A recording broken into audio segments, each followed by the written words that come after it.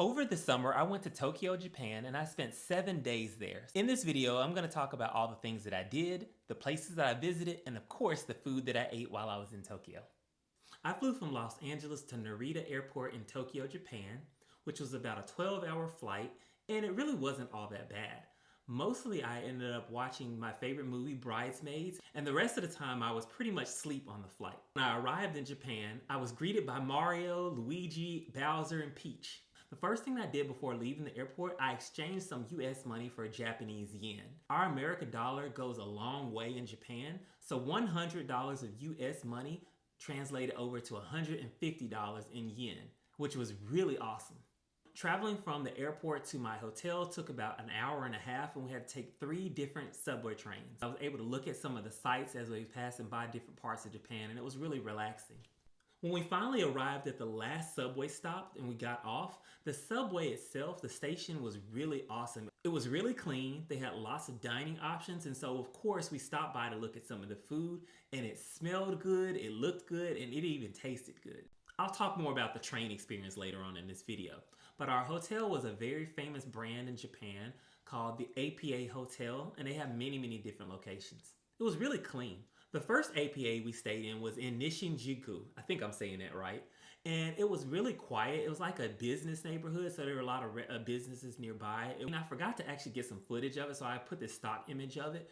It was really small. Hotel rooms in Japan are super small. But the bathroom was really clean, and of course, and they had the bidet. And if you don't know what a bidet is, look it up. The first night we decided to stop and get some Indian food, of all things, in Tokyo, right? Who goes to Tokyo and gets Indian food? But it was delicious. It was the best I've ever tasted in my life. The curry was so flavorful and delicious, and the cheese naan was the best I've ever had.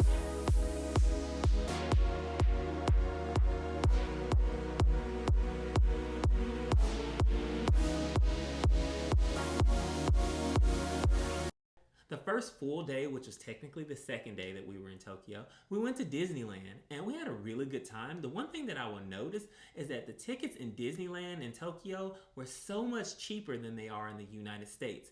The tickets were, for a one-day pass, were $55 a piece. And that, I mean, you can't beat that. Even the food when you go to eat there was really cheap. So I had some really good chicken nuggets and they were like $2. They were, I mean, seriously, everything is so cheap over there when it comes to food.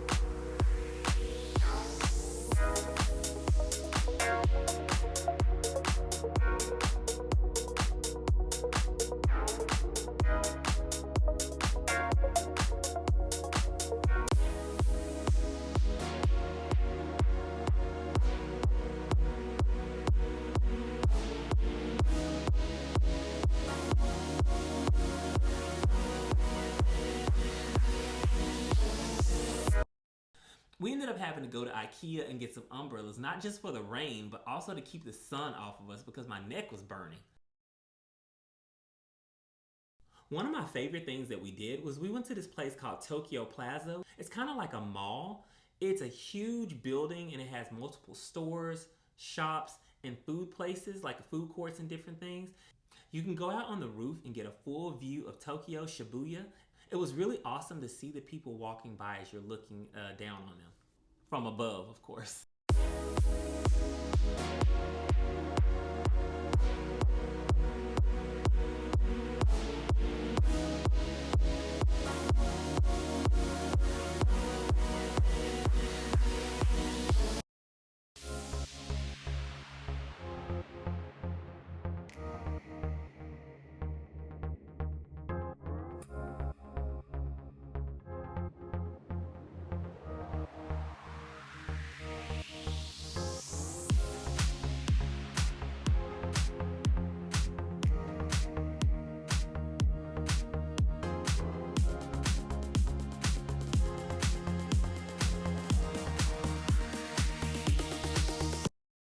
Takasha Street was another thing that was on my bucket list, and it was on TripAdvisor and all these different places that people recommended to go. It's a trendy spot where they have lots of restaurants, different eateries, like places you can get souvenirs, specialty shops. It was really awesome. It's kind of like a flea market, and it's really full of culture, and there's so many people there, and it was really fun.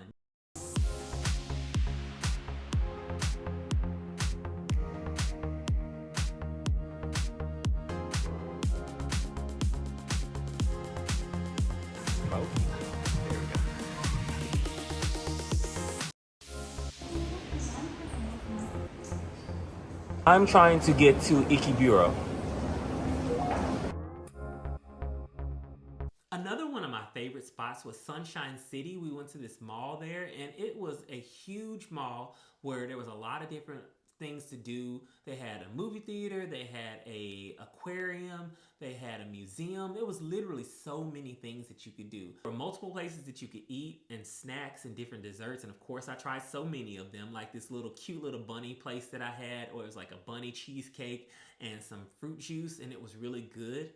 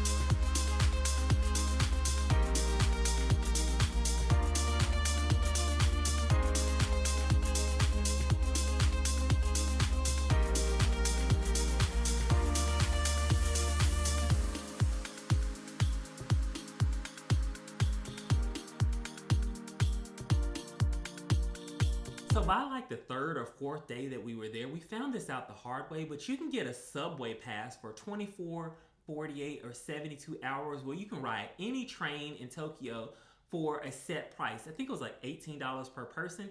Next place we visited was Shibuya Sky. It was one of my absolute favorites. It was another indoor mall that was like so many stories high with so many shops and things. So we spent almost an entire day there. We went to this little mini pig, like animal petting farm zoo, which you'll see later on in this video. I had footage of it. It was really cool. There was lots of shops, lots of restaurants, and dining options. It was really cool. It had stores like a Hello Kitty store. They had arcades, lots of games. It was so amazing, and we spent so much time there because, again, there was so much to see. We ended up going up to the rooftop because we were gonna go up to the tower and go all the way up and visit the top. And it was one of those things where you have to plan in advance, and unfortunately, The tickets sold out, so we weren't able to go to the very top. We were still able to get some really nice views from as high up as we were, but we just weren't able to go all the way up to the top. And it was kind of disappointing because it's one of those things where you go to Japan for that. But I mean, you live and you learn. We went twice, but one night it was raining and the visibility was so low that they weren't allowing people to go all the way up to the top. But either way, it was a great experience.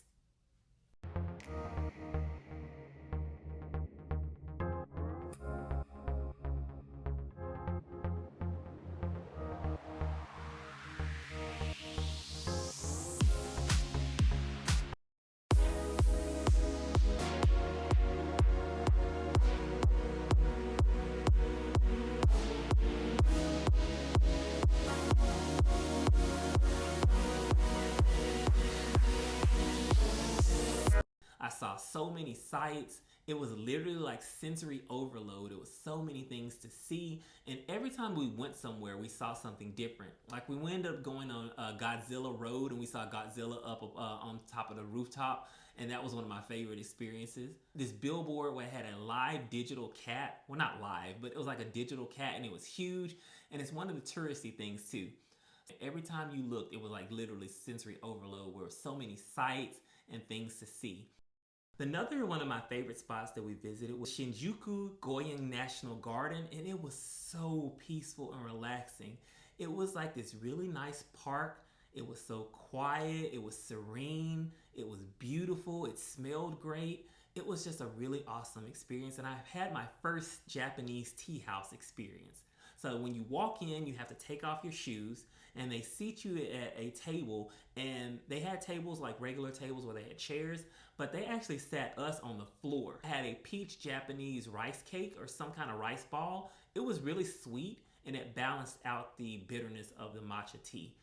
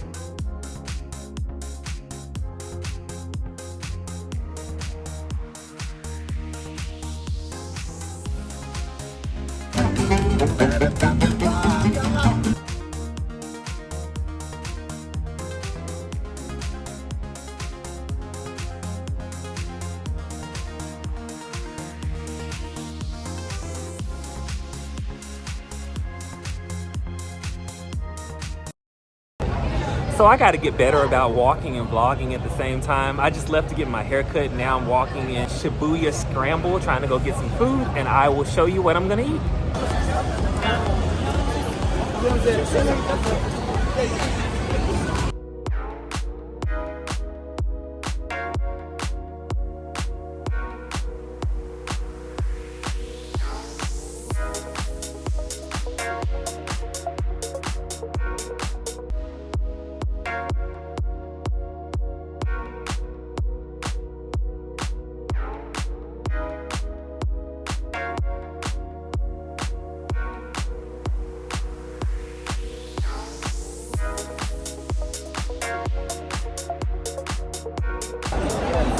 All these people out.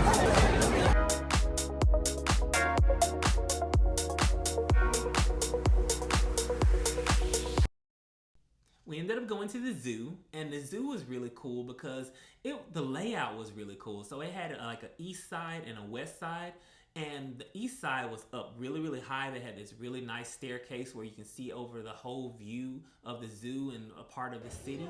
And the animals were really unique to Japan, and I really loved the zoo experience. It was really cool. The food was delicious, of course. The scenery was great, and by that point it wasn't raining and it wasn't hot. One thing that I would note about the time that we went, it was super hot, like humid, moist hot, like to the point where Unfortunately, it was actually uncomfortable in some spots, so we had to end up going to IKEA and get some umbrellas.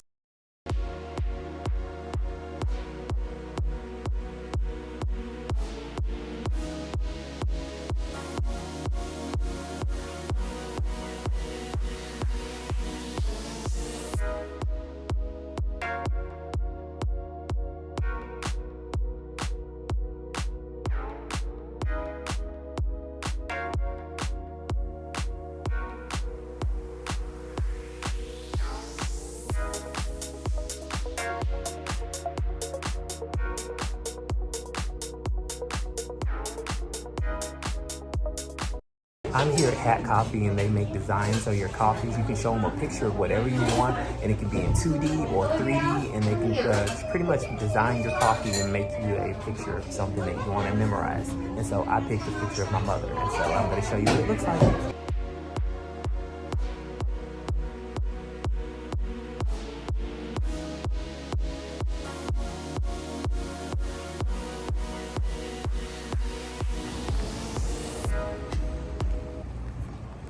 So I'm walking towards the Ginza area. It's a very high-end area here in Tokyo, and I'm excited to see some of the shops and go get something to eat.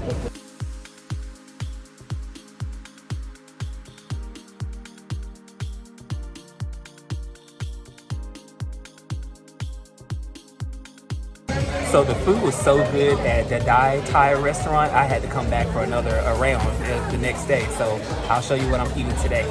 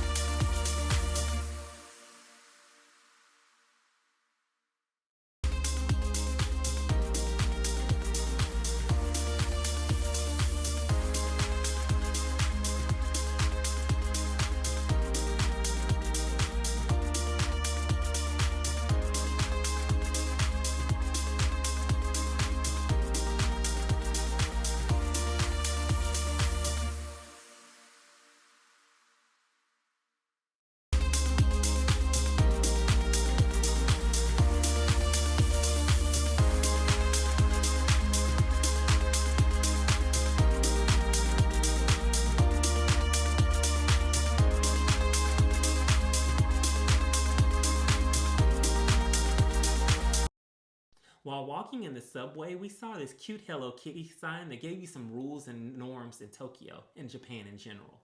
So one of the things that really stood out is there are no trash cans anywhere that you see. So if you have trash, you're gonna have to hold it from one location until you get to your hotel or a place that has a trash can like a convenience store.